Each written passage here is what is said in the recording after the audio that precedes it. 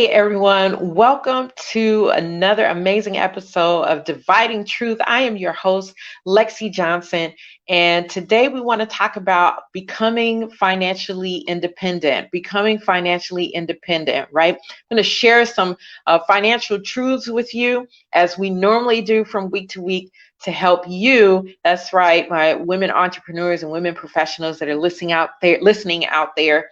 Now, I'm sure there's a few men listening, and that is absolutely fine. But I want to share with you today how to become financially free, right? We're always talking about being financially independent, being financially free, creating wealth, wealth building, all these fancy little phrases, right? That sound good. But how does one actually do that, right? That is so important to know how you actually go about doing that. And you'll be surprised. It's not very complicated to do, but it does take discipline, and it does take just being intentional about becoming financially independent, right?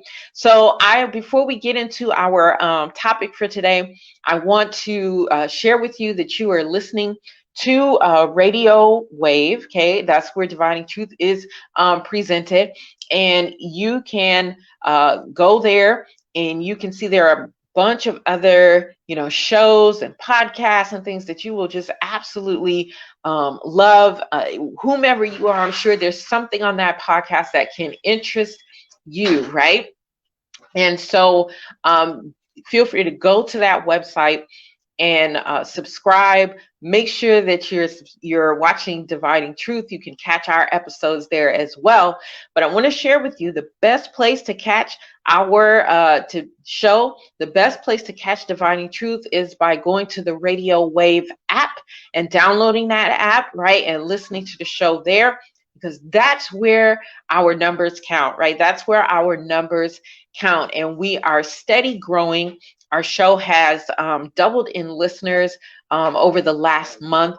Our show has also we've got listeners, all over the world, including places like Japan and Australia and Brazil and all kinds of places, right, that are regularly, not just here and there, they are regularly listening to the show. So I'm grateful for all of my listeners, grateful that you all are consistent, grateful that you're finding the content, information that you want to hear and information that you can use. And we're going to keep putting forth great content for you. So as we go through today, if you're watching video of this, because sometimes with the podcast you're watching video, sometimes you're just listening to audio. But if you're watching video, listen, I'm at home, right? And so we're in real life, folks. So I don't know what's going on back here. I think the family's out there doing some deep cleaning. I don't know what they're doing, but they seem to be coming back and forth. So I apologize in advance for that. Hopefully, it's not too much of an interference for the broadcast here. Okay, so let's talk about, before we talk about becoming financially free, I want to talk about like what's going on in our society today, right? And that is affecting our finances. Each week, I'm changing up the format a little bit. Each week, I want to start out talking about something that is financially affecting us, right? And so, of course, this whole thing with COVID has just really wreaked havoc, right? In 2020. Here we are in August. Who knew, right, that at the beginning of 2020, who knew that we would be dealing with something like this? I don't think we could have imagined it, right? But as March came, and towards the end of March, as we're going into April, COVID, was really on the loose. It had started way before March, obviously, but it had really presented itself. It really manifested in a huge way. And the nation shut down, right? Not only the nation, but the world, okay? Because that's why they call it a pandemic. It affected everything across the world. And so, of course, it also impacted families and individuals financially, right? There were jobs that shut down for a period of time. There were jobs that have shut down permanently. There were people in their individual finances who were not prepared for this type of emergency and for this long, right? So just all kinds of things, right? That this pandemic has caused financially. And now where we're at is various states are trying to reopen. Some have tried to reopen and kind of have shut some things back down. Some are in the midst of their reopening stages and phases and are, trying to make sure that they do things carefully so that they don't have to shut down again. So it's just a weird and crazy time, right? And again, this has had some impact financially. So in the midst of this, we've had our government who a couple of months ago, right, sent out some aid, okay, aid to individuals, aid to businesses, aid to the unemployed, aid to students, aid to just, sent out a lot of aid, right? And now they are in negotiations for, again, sending out or putting together another package and sending out yet another stimulus package. And so the question is, are we going to see a second stimulus package, right? Well, they have been negotiating. As of the date of this recording, the Congress is technically on a recess. They are saying that, they will meet to continue negotiations through this recess time and even take a vote if they can come to an agreement. But, I question whether they're actually meeting or not, whether they're actually going to really attempt to come to some agreement, because where we are right now is at an impasse, right? The Democrats want what they want. The Republicans want what they want. There's been some negotiation, but not enough to get anything passed, right? And there's a lot of finger pointing. Oh, well, we've not been able to put together a package because the Democrats, blah, blah, blah. And likewise, the Democrats are like, well, we've not been able to put together a package because the Republicans, blah, blah, blah. And so for me personally, and you may not agree with me, and that's okay. Personally, what that leads me to believe is that people are more concerned, these politicians are more concerned about Democrat versus Republican, quite frankly, rather than they are about the people who are needing aid. In the meantime, in the midst of all of this, arguing and grandstanding and, not wanting to work together and all of that, they are, people are suffering. People are not being able to take care of things, right? So how do we get in a place? How do we position ourselves so that when things like this happen, we are not needing government aid so desperately, right? And that's what this show is about today.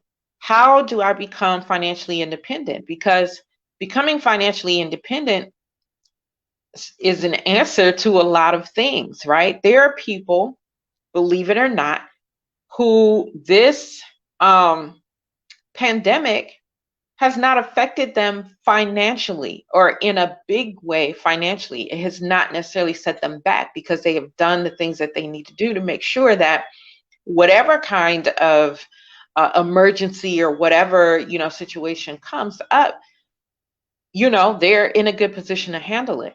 But the majority of people have not done that. In fact, 90% of people don't ever truly become financially free. After working 40 plus years, right? People are not financially free. People are, people are struggling. And this pandemic has shown that for those people, right? There are some people maybe who did okay the first month, the first 2 months. But now it's like You know, every little resource or whatever has been drained. So how do we position ourselves so that this does not happen again? How do we position ourselves so that this does not happen again, right? Well, we have to, and you guys are going to have to excuse me because now I have to plug up. And I should have made sure that I was plugged up before I got started, right? So I'm going to have to plug up, which means I'm going to have to move some things around. So for those who are watching video, bear with me. And those who are listening, bear with me, because even though you don't see all the moving around, you just hear my voice. I have kind of paused some stuff. So hold on one second. Let me plug in. There we go. All right. Like I said, this episode is just going to be that, guys. It's not going to be perfect. So, all right. So, what do we do? How do we become financially free? And so that is what I want to share with you today in today's episode. Let me bring my notes over and talk with you about, the steps that one needs to take so that you can become financially free. When situations like this occur, whether it's a pandemic or whether it's something that individually you're going through or that your family is going through, or maybe just a small group of people are going through a state or whatever, you don't want to be in a position where you are desperately dependent upon the government, okay? Because quite frankly, these people, they're not living in your shoes, right?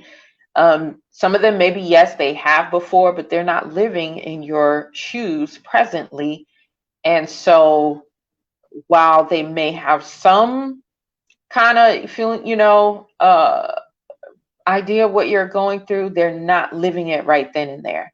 And so it is not as pressing for them to get the stuff figured out in order to help you, right? So we want to do that. So before I get into these steps, I want to share with you that you can subscribe to the show. And I have put that there on the screen, bit.ly/subscribe Dividing Truth. Subscribe to the show so that you can get the updates on the show, so that you can, know what we're going to be talking about before others know what we're talking before others know what we're talking about it. We're starting our Fan of the Month program in September. So just, if you're one of those people who like to have the inside scoop, make sure to subscribe.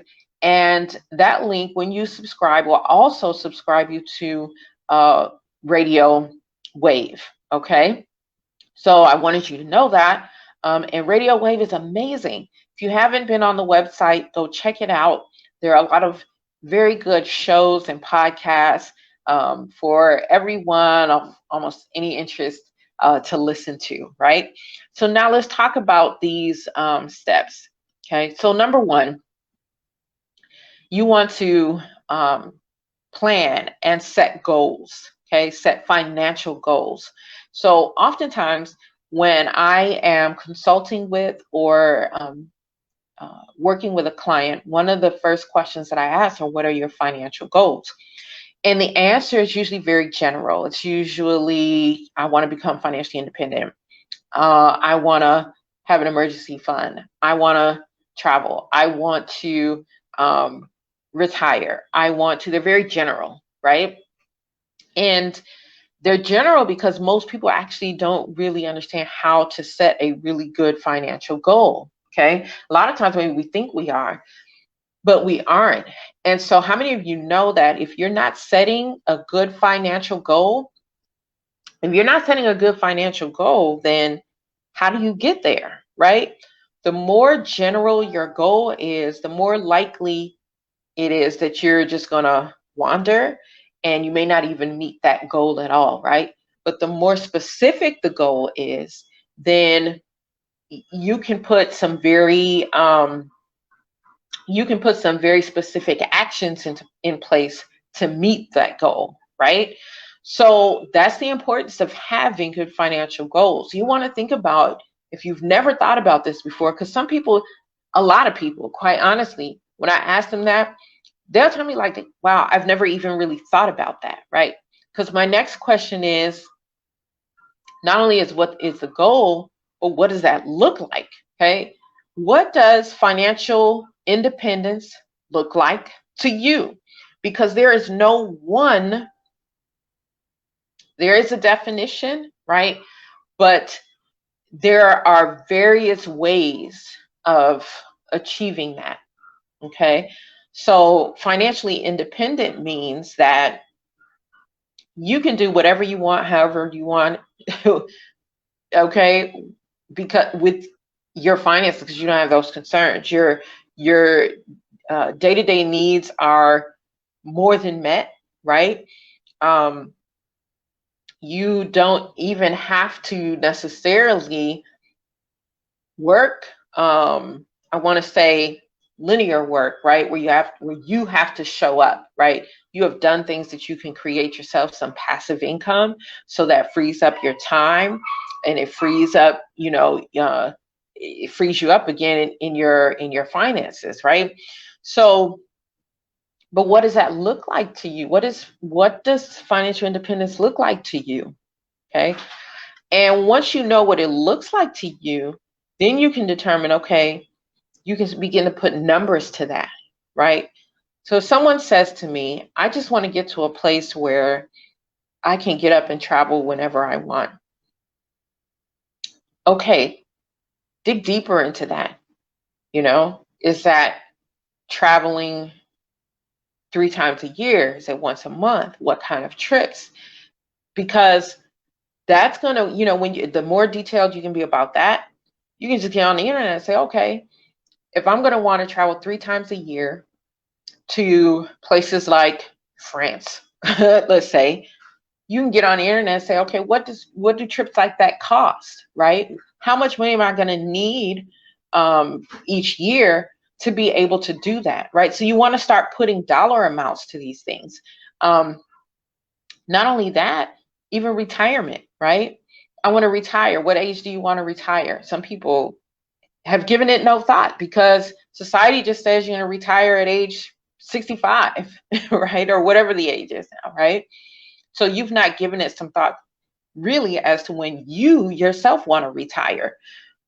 But I'm asking you, when do you want to retire? And if it's 55, 65, 70, whatever the age is, then how do what's the number that you need to meet, financially? How much do you have to have saved up so that you can retire, stay retired, right? Most people have not even thought about that, right? So what do? You simply just say, okay, I want to retire at age 60, probably going to live to around age 85, 86, 87. How much money do I need between age 60 and age 87 to stay retired, comfortably retired, to include whatever it is that you want to do during retirement, right? So that you can put a number to that, right? You can put a number to that. I can't believe the doorbell is ringing. Naila, told y'all guys this is whatever on the show today. So I can't, so it's important. See who's at the door. Just ask who is it. So it's important to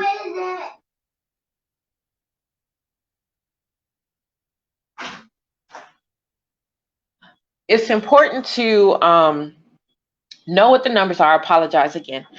It's important to know your numbers when we're talking about setting goals, right? When we're talking about setting goals, it is important that you put numbers to them. It's important then once you put the numbers to them, then you have a plan, okay? You have a plan of attack. How are you going to get there? Because it's not enough just to figure out the numbers. Now you have to put together a plan of attack, right?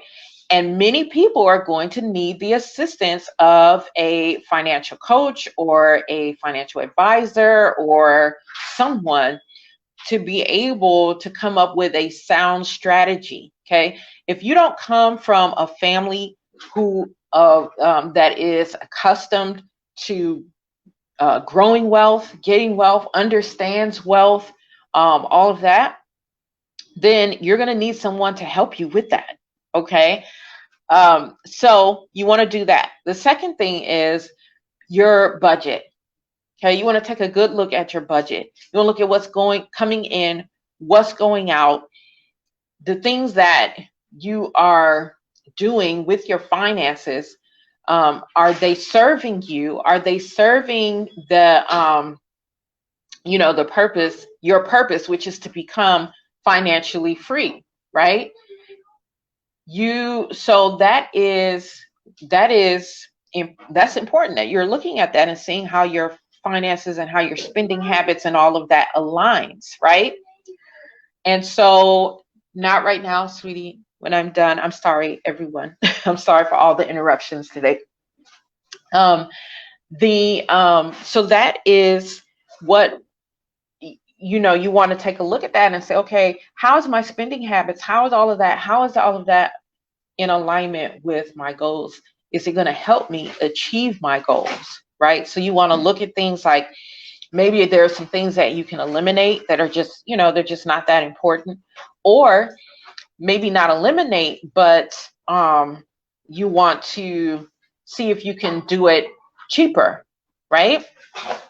So the best way to do that really is to go through, right, and look at what we're paying very much attention to, what we're spending our money on from day to day. Now, I recommend you take it a step further, right, and not just look at your budget and establish one, but I recommend that you practice allocating, right? Because allocating actually gives you true control. It makes you the true master of your money. Because what allocating says is that no matter what income comes in, there is a certain percentage of that income that's dedicated to these things.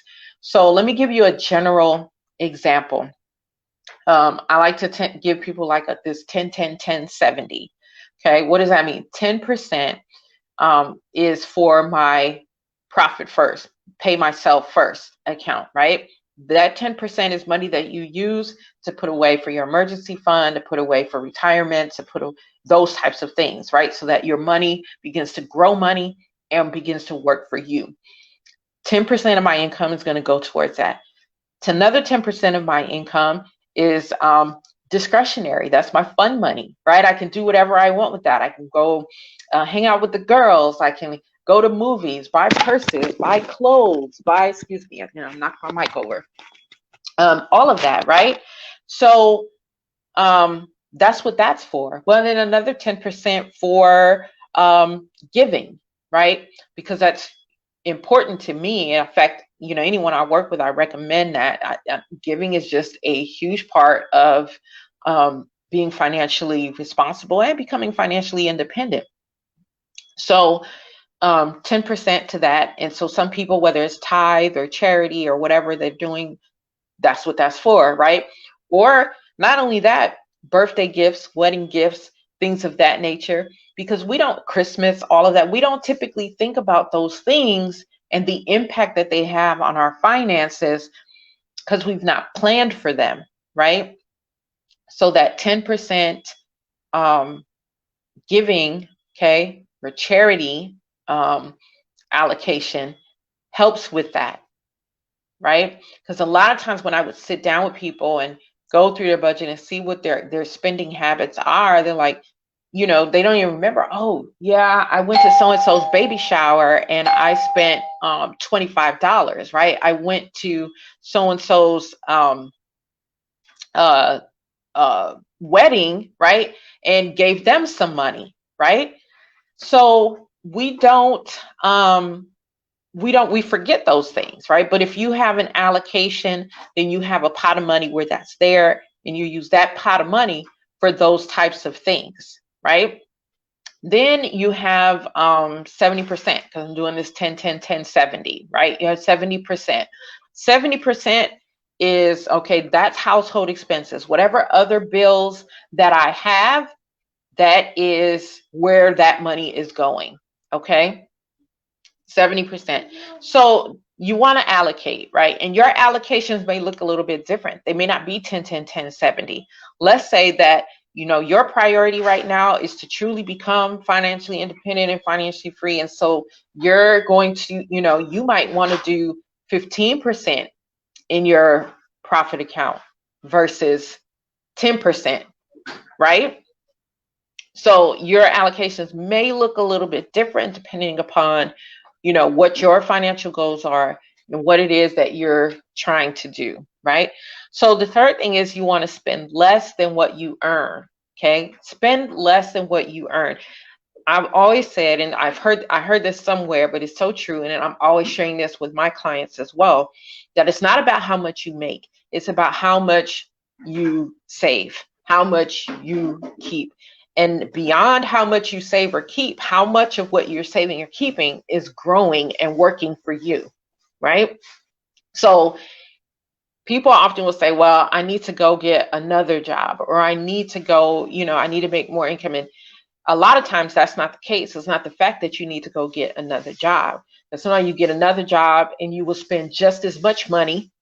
You will spend even more money, because you got more money to spend. So oftentimes it's not about that. It's about what you do with that money. How much of it are you keeping?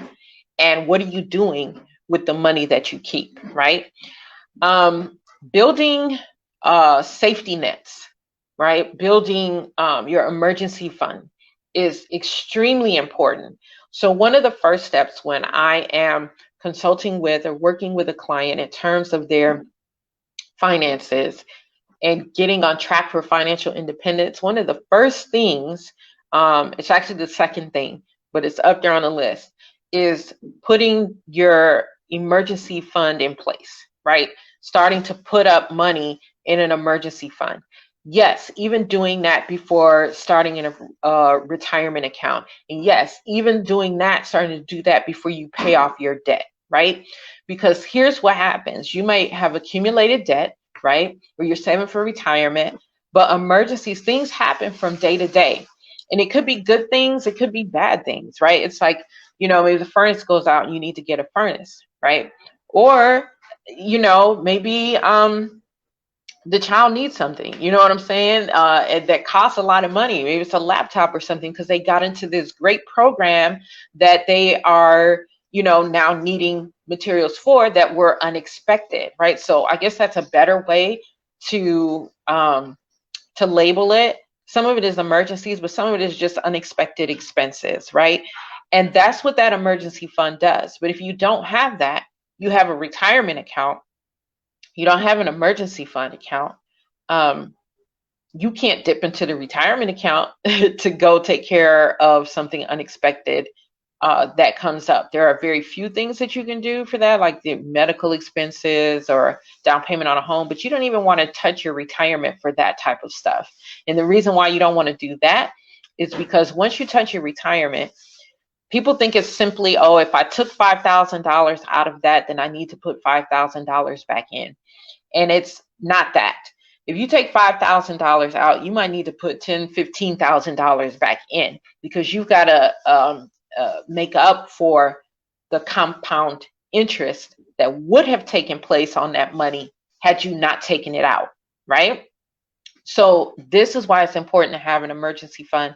And this is why I say you want to set that up first before saving for retirement. Now, let me explain why you want to put it up first, even before you pay off debt. Many of us have been through this phase where we pay off all our debts, right? And we're sitting there, and I hear people say this all the time. Yeah, I got my check in, but I was able to, I don't have anything left, but I'm glad I paid off everything. Well, not if you don't have anything left. And if something happens, what are you going to do? You're in a situation, right? You're going to have to then borrow some money, which you're in a good situation to do that because you're already living paycheck to paycheck, right? Now you're borrowing money that you can't pay back from wherever you're borrowing it from, right? Whether it's a family or whether it's, a loan you go get. And if you pay it back, okay, it sets you up to fall short in another area, right? So this is why I advocate having an emergency fund. Yes, even before, getting all your debt paid off. Your first priority is you, and having that set aside, having those safety nets set aside in case something happens, then you're able to take care of it. But as it stands right now, if everything you've got is going towards debt, if something happens, listen, them creditors, your gas company, light company, they're not coming to you and saying, oh, we see that you're, going through a crisis. Here's some money back, that you paid us. They are not caring about any of that. Okay. In fact, they see you going through a crisis and they still want their money too, right? So definitely want to make sure you set up your emergency accounts. Then after that, the next step is eliminating debt. Okay. And some of these steps you may be able to do simultaneously, depending upon where you are financially. But some people who are definitely paycheck to paycheck and not really having extra, you may have to, just do these things a little bit at a time. Well, now you want to eliminate debt. Hopefully you can, put a little bit up for retirement as well. You've got your emergency account going. Hopefully you can go ahead and put up a little bit even for retirement. But if you can't do that, then you want to get to a place where you can eliminate your debt, right? And the reason why you want to do that is because that's money that you can take and then begin to put up in your retirement account. Think about it. Let's say you're paying out $2,000 a month just to pay for different debts, whatever things that you owe. And I'm not talking about gas and lights. I'm talking about credit cards, things in collections, maybe medical bills, student loans. I'm talking about stuff like that, right? And let's say like $2,000 a month you're paying out towards these things. Well, if you put a good debt elimination strategy in place, okay, something like debt snowball or the debt avalanche, either one of those will work. You put that in place, it's going to allow you to get out of debt a lot quicker, right? I have worked with clients who were supposed to be in debt for until long after, some of their things come back. You're going to be in debt until you're 120, you know what I'm saying? And then I put a strategy in place, and let's say they're about in their late 30s, early 40s when they see me. I put a strategy in place that shows them that they can get out of debt in 8 years, 9 years, 5 years, 10 years, depending upon, what they have, right? Well, then after that 5, 8, 9 years of you doing that, being disciplined and following that debt snowball or that debt avalanche, that $2,000 a month that you were paying on those bills, because you still pay that amount using that the debt strategy that I would show you, doesn't change the amount. It just changes the way you do it. That $2,000, now you can take that and you can begin putting it up for your retirement. So can imagine you're putting up $2,000 a month for your retirement, right? Now you can sit there and you can reach your retirement goal. Remember earlier we were talking about maybe you need 1.2 million to retire and stay retired, right? Now, by doing that, taking that money and shifting it over and putting it up for retirement, you can meet your retirement goals, right? So getting rid of your debt is extremely important to your financial independence, right? The next thing you want to do is consider your career, okay? Now, when I say consider your career, I'm not necessarily worried about whether it's low paying, high paying. That has something to do with it. But is there a way that you can do it that allows for you to maximize your time and maximize income, right? Are there other things that you can do, right? Maybe you're working a 9 to 5 and maybe you absolutely love what you do. But is there something that you can do on the side? Something that may take a little bit of effort at first, but then begin to, kind of earn money on its own. We call that passive income, right? Or can you get together a little bit of money, get yourself, a property that you can rent out and begin to earn income? or there, because there's a million and one ways, right? I just gave you two, but there's a million and one ways where you can begin to earn income in a way that doesn't take up a lot of time, eventually doesn't take up a lot of time, right? And that can turn into something that will begin to earn so much income that you don't even have to work a 9 to 5 if you don't want to, right? So we're talking about putting things in place like that, looking at your career, and saying, okay, how can I leverage this, right? So that it works out for me, as opposed to a lot of what's going on now is that we're working so hard, and we retire and still don't really have anything to show for it, right? So how can you do that differently? It's a shame that in this day and age, in this country of the United States, that people work 40 plus years, right, and still have to struggle during retirement. That's crazy, right? So what can you do in your career? Or is there a career change that you can make, okay, that will allow you the flexibility, right, to earn more income and not have to spend as much time doing it, right? I can do a whole podcast on that alone. Downsizing. We have way more stuff than what we actually need, right? We think we need all this stuff because we watch these commercials and things that tell us, oh, you need this, you need that, you need that, you need this. But I'm going to tell you guys, like, over the last year, because I sold my house last year, and had to live with family during this period of time. And you begin to realize, like, how much stuff you didn't actually need, right? Put a lot of that stuff in storage.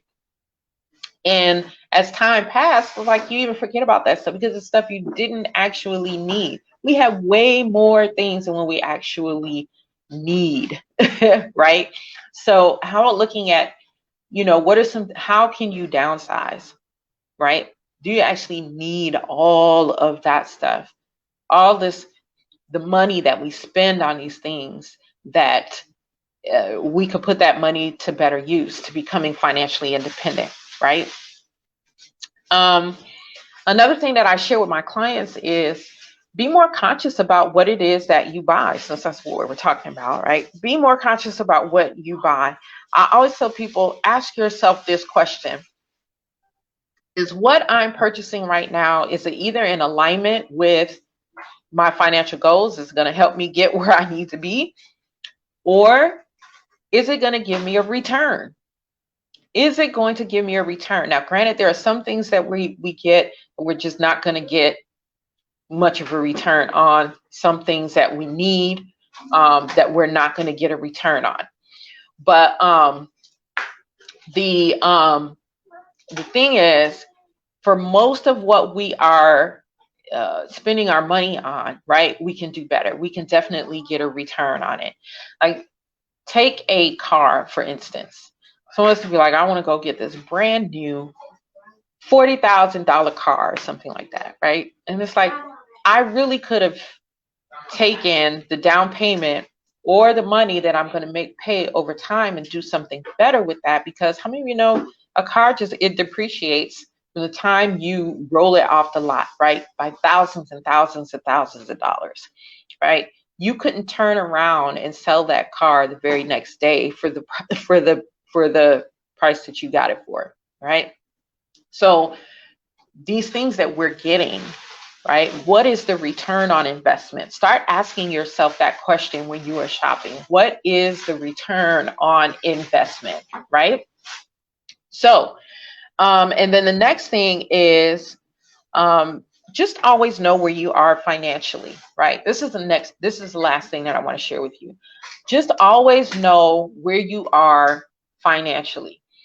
It is not enough to set up financial goals all at once and then never revisit them, never evaluate how you're doing, never switch up, the strategy, because there are times where you may have to switch some things up. Things change, right? Or as you get older, the strategy may be different than what it was when you were younger. And so you want to keep an eye on your finances. You want to regularly be looking at those things and regularly be evaluating, hey, am I doing the best that I can do with what I have? Am I disciplined in my in my spending habits and all of those things, right? So I hope these tips have been very helpful for you all today. I know today was kind of crazy, had a lot going on in the background, and I apologize, but I hope these tips have been good for you all. And if you're needing someone to help you in terms of in terms of these tips that I've given you, right? Because like I said, we've not had any formal education on becoming financially independent, right? So if you need the assistance, get the assistance. Reach out to me. This is what I do on a daily basis: help people to put their plan together, and then give them access to the things that they need in order to make those plans, become a reality. Financial independence is not hard. It's not hard. It's just knowing about it and then applying that knowledge, right? Being disciplined in it and reevaluating to make sure that things are going well, or if you need to change up the strategy or whatever the case may be, right? So I want to thank you for listening again to another episode of Dividing Truth. I am your host, Lexi Johnson. We'll be back next Thursday with another amazing episode, helping you out there, my listeners, women who are entrepreneurs and professionals, and then there's some men out there listening too, to become financially free, because you can absolutely do it. All right, we'll see you next time. Peace.